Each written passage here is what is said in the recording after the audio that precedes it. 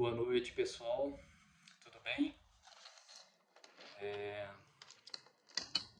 Hoje é um dia muito importante, eu não poderia deixar para gravar essa mensagem em outro momento. É uma mensagem bem interessante sobre a vida de Esther, né? E essa mensagem é para atender também a dinâmica que está sendo desenvolvida no grupo de estudo bíblico, que tem como tema, né, o livro de Esther esse mês. E glorifico a Deus pela vida da Lorena, inclusive, que desenvolveu essa dinâmica, que planejou ela e expôs lá pra gente no grupo. Ela não citou os versículos que ela se baseou para isso, mas ela citou, né, em resumo, a história do porquê que ela resolveu fazer essa dinâmica. E eu achei muito importante e quero até ler esse trecho da história para poder contextualizar, tá? Para todos nós. E na verdade a gente consegue tirar muitos aprendizados desta dinâmica, desta passagem. E eu quero falar um pouquinho de um deles e também trazer um pouco da minha experiência sobre o que foi pedido na dinâmica, e eu vou falar melhor dela depois da leitura desse trecho, tá? É Esther, capítulo 2, vou ler a partir do versículo 5. Havia então um homem judeu na fortaleza de Suzã, cujo nome era Mardoqueu, filho de Jair, filho de Simei, filho de Quis, homem benjamita, que fora transportado de Jerusalém com os cativos que foram levados com Jeconias, rei de Judá, o qual transportara Nabucodonosor, rei de Babilônia. Este criara a Hadassa, que é Esther, filha de seu tio, porque não tinha pai nem mãe, e era jovem, bela, de presença e formosa. E morrendo seu pai e sua mãe, Mardoqueu a tomara por sua filha. Sucedeu que, divulgando-se o mandado do rei e a sua lei, e ajuntando-se muitas moças na fortaleza de Suzã, aos cuidados de Hegai, também levaram Esther à casa do rei, sob a custódia de Hegai, guarda das mulheres. E a moça pareceu formosa aos seus olhos e alcançou graça perante ele. Por isso, se apressou a dar-lhe os seus enfeites e os seus quinhões, como também ele dar 7 moças de respeito da casa do rei, e a fez passar com as suas moças ao melhor lugar da casa das mulheres. Esther, porém, não declarou o seu povo e a sua parentela, porque Mardoqueu lhe tinha ordenado que não declarasse. E passeava Mardoqueu cada dia diante do pátio da casa das mulheres, para se informar de como Esther passava e do que lhe sucedia. E chegando a vez de cada moça para vir ao rei Assuero, depois que fora feito a ela, segundo a lei das mulheres, por 12 meses, um ano, porque assim se cumpriam os dias das suas purificações. 6 meses com óleo de mirra, e 6 meses com especiarias, e com as coisas para a purificação das mulheres. Até aí. Bom, a dinâmica se trata basicamente da gente trazer um ponto de comparação sobre a nossa vida longe de Cristo e próxima de Cristo. Uma comparação. Essa comparação eu consigo fazer até trazendo 3 momentos, na realidade, da minha vida. Tá? Eu trago um momento inicial, que vem desde o meu nascimento até os meus 20 anos, 21 anos praticamente. Foi bem próximo de fazer 21 anos. E esse período eu fui criado, nascido e criado num lar evangélico, indo à igreja, exercendo atividades na igreja, servindo. E este período que eu me achava próximo de Cristo, eu na verdade não era. Tá? Não era tanto de entender na terceira fase. Porque a segunda fase, nesses 21 anos em diante, eu estive fora da igreja por muitos anos, praticamente 10 anos. Então essa fase é totalmente virado de costas para a igreja mesmo, sem meditar na palavra, sem orar praticamente, vivendo a vida com tudo que poderia, né, viver lá fora. E trazemos então a terceira fase, que vem de pouco mais de 7 meses, que é desde uma conversão, como que eu posso dizer, genuína. Uma conversão genuína a Cristo e entendendo o que é realmente estar próximo, viver experiências diante do Senhor. A comparação que eu quero trazer, e fazer até uma relação também com a história de Esther depois, é que a verdade é que eu vivia um período de proximidade com Deus na primeira fase. Tá? A primeira fase foi de me dedicar à obra, de participar de ministério de louvor, de exercer diversas atividades na igreja, desde a adolescência, desde, na verdade, eu assumi uma primeira função na igreja com mais ou menos 12 anos de idade, 11, 12 anos de idade, tendo que ter a responsabilidade de estar, né, no horário certo, antes de começar o culto, enfim, ter os compromissos até fora do horário de culto, né, ensaios, participar de atividades extracurriculares na igreja e que não se limitavam a só frequentar o culto e ir embora para casa, né? Era muito mais que era realizado. Nesta época, eu não entendia o que era realmente a dependência do Senhor. Eu não entendia o que era a fé verdadeiramente, né? O poder da palavra, a influência que Deus exerce sobre a nossa vida e sobre todas as coisas que estão ao nosso redor. Enfim, eu não tinha praticamente nenhum entendimento. Por mais que de uma certa idade em diante eu me considerasse estudioso da palavra, que buscasse e tudo mais, eu não tinha vivido uma experiência tal que justificasse eu ter propriedade para falar qualquer coisa a respeito do Senhor. Então, eu precisei passar por um processo, né?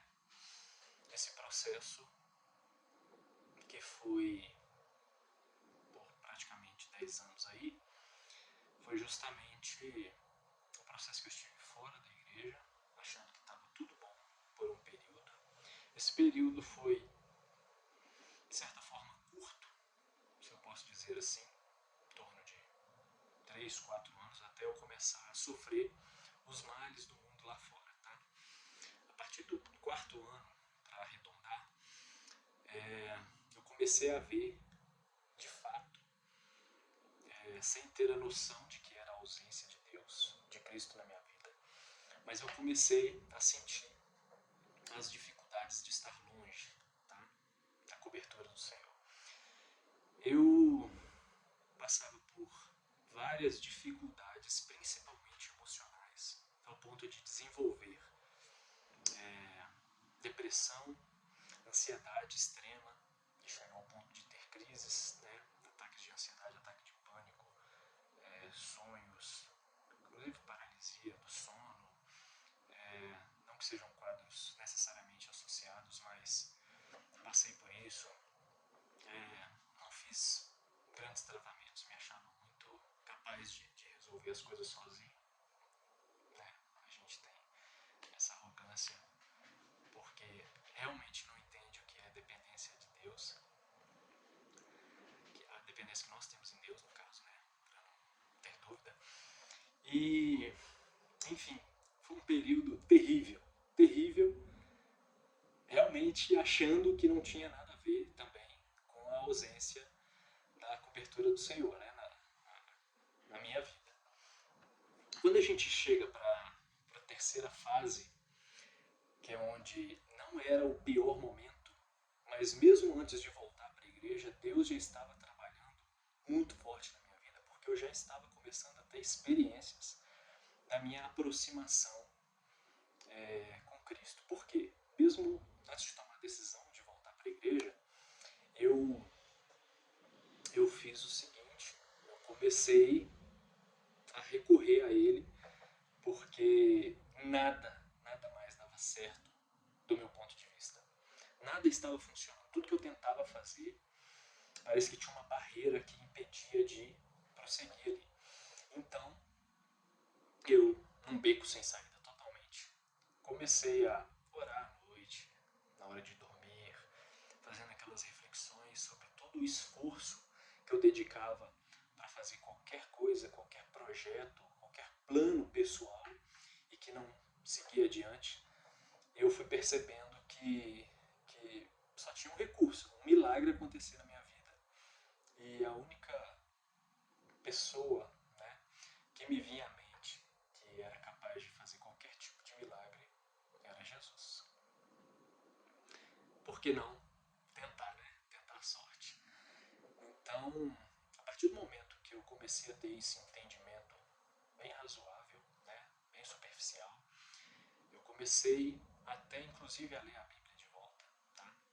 A estudar um pouquinho, a fazer minhas orações, e eu estava num nível de sofrimento que a minha entrega realmente era verdadeira, sabe? Era sincera.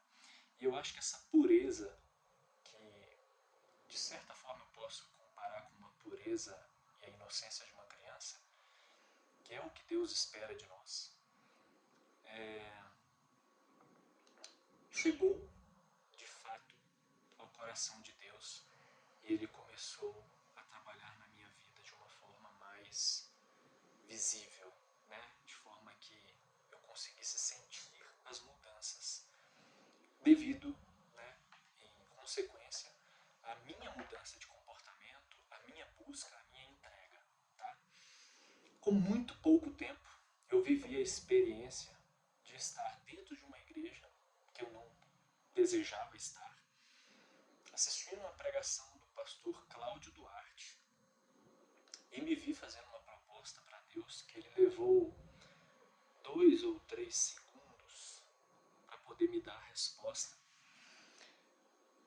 que foi a proposta que eu fiz foi: se tal pessoa fosse uma pessoa que eu estava buscando conhecer, fosse membro, né, participasse daquela igreja que eu estava fazendo uma visita, eu passaria a participar dela ali. Eu estava, né, total interesse nos meus projetos, né, nas coisas que eu estava planejando. E aí eu fiz essa proposta totalmente desinteressada na questão de estar presente na igreja, mas totalmente interessado nos meus projetos pessoais. E Deus, meu amigo, é inteligente e não faz nada por acaso. Quando eu fiz essa proposta, ele me mostrou com clareza a pessoa ali, naquela igreja. E na hora que eu vi aquilo, que eu tive certeza que era aquela pessoa que estava ali, eu parei e falei assim: não é possível, não é possível que isso aconteceu. Agora eu vou ter que cumprir a minha parte, eu vou ter que passar a frequentar a igreja de novo. E eu não imaginava como seria bom essa decisão que eu tomaria naquele momento. Porque os frutos começaram a serem colhidos, por mais que aparentemente eu tivesse plantado muito pouco ainda, né? Eu não estava na igreja, mas eu estava fazendo o mínimo, né? Lendo a palavra, meditando e fazendo as minhas orações. Eu fiz este propósito e comecei a me entregar totalmente à igreja, a servir, a atuar, a estar presente, a, enfim, fazer tudo com total dedicação e entrega, não pelas pessoas e não pela igreja em si, mas entendendo que eu estava fazendo a obra de Deus.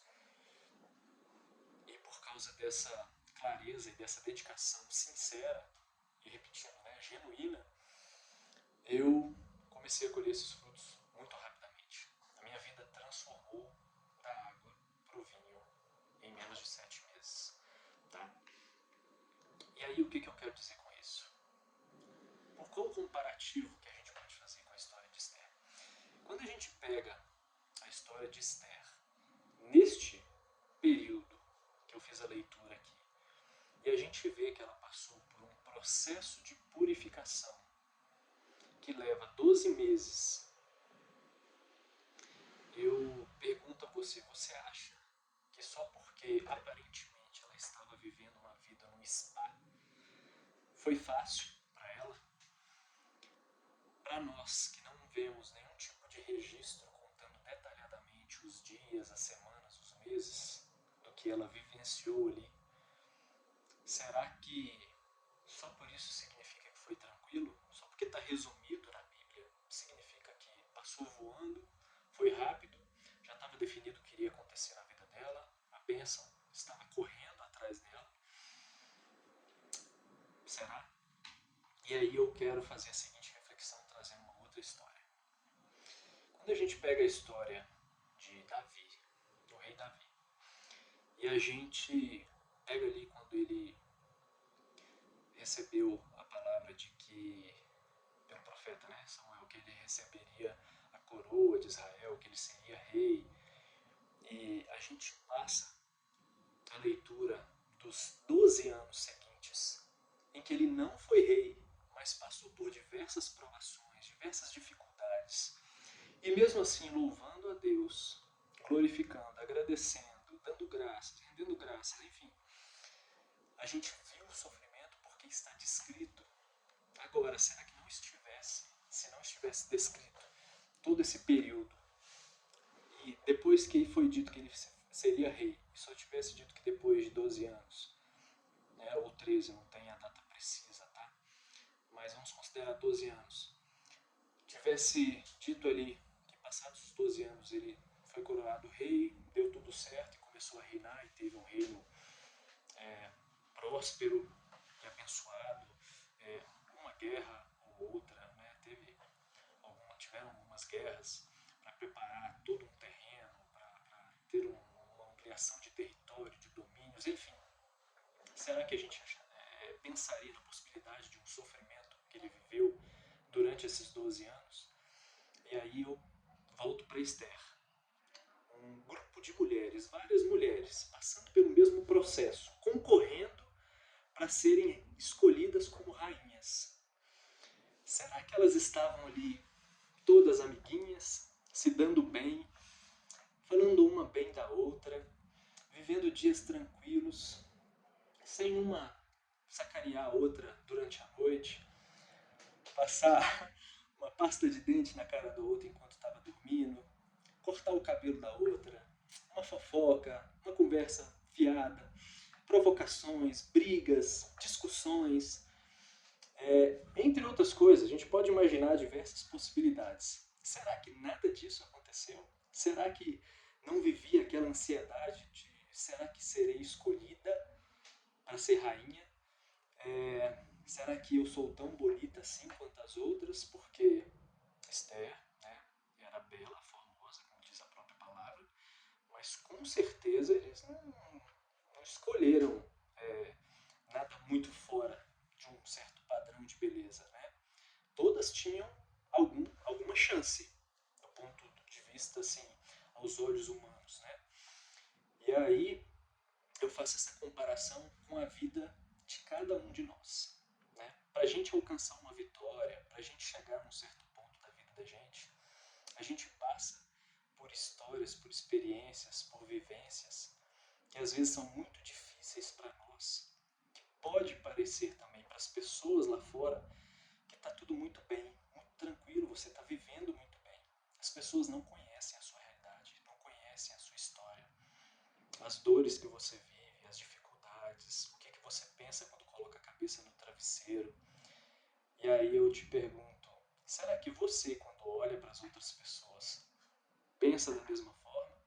Ou será que você faz uma reflexão do tipo, não vou julgar, nem pro bem, nem pro mal. Não vou falar que ela está com a vida perfeita. Não vou pensar que a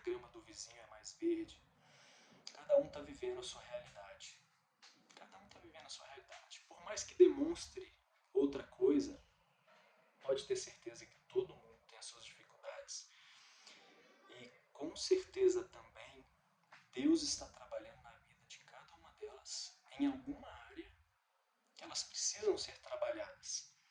E você precisa respeitar isso, respeitar esse momento. Porque a gente simplesmente não sabe do interior da vida de ninguém. Quem sabe é Deus. E o que se espera de você é o respeito, né? A empatia, mesmo não sabendo, supondo, né? Imaginando que essa realidade existe. E aí eu faço esse comparativo pensando justamente, unindo, né, todas essas histórias. A minha história, a história de Esther, a história do rei Davi e a sua história, né? Porque eu vivi as minhas experiências, talvez o período que eu estive fora da igreja, que eu estava assim, sendo bem sucedido, as coisas aparentemente dando certo, Deus já vinha trabalhando muito antes na minha vida do que quando eu voltei a ler a Bíblia, estudar e orar. Com certeza. Todas as dificuldades que eu vivi no meu particular não foi por acaso. Eu estava construindo uma história, uma vivência, uma experiência, um testemunho de vida para ter propriedade para talvez aconselhar pessoas em situações semelhantes, para poder ter propriedade para dar conselhos sobre o que essas pessoas podem fazer, poderiam fazer, o comportamento que talvez vale a pena elas reavaliarem e mudarem para poder ter resultados diferentes, para poder se aproximar mais do Senhor. Então, sem trazer até outros versículos, mas citando, né, pelo menos Davi aí, para a gente falar um pouco mais de Bíblia, eu quero deixar essa reflexão para vocês e mostrando que todos nós podemos passar por um processo de purificação que vai nos deixar mais belos depois, para a graça do Senhor reinar em nossas vidas.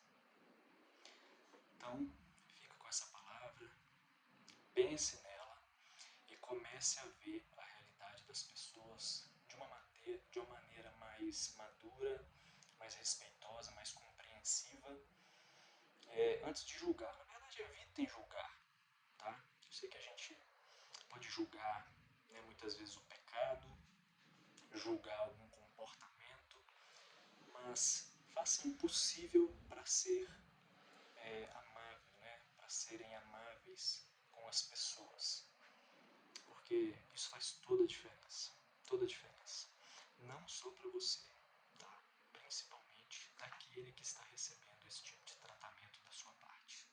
Amém? Eu desejo que vocês fiquem com Deus, que tenham um 2024 muito abençoado, que já está querendo voar, né? Estou gravando esse vídeo no dia 25 de janeiro. Janeiro já está passando muito rápido, mas que este ano as suas experiências, inclusive as suas dores, né, o processo de purificação que você estiver passando, que você encare de uma maneira mais otimista, inclusive, porque nada é por acaso, tudo tem um propósito. Amém? Fiquem com Deus e obrigado.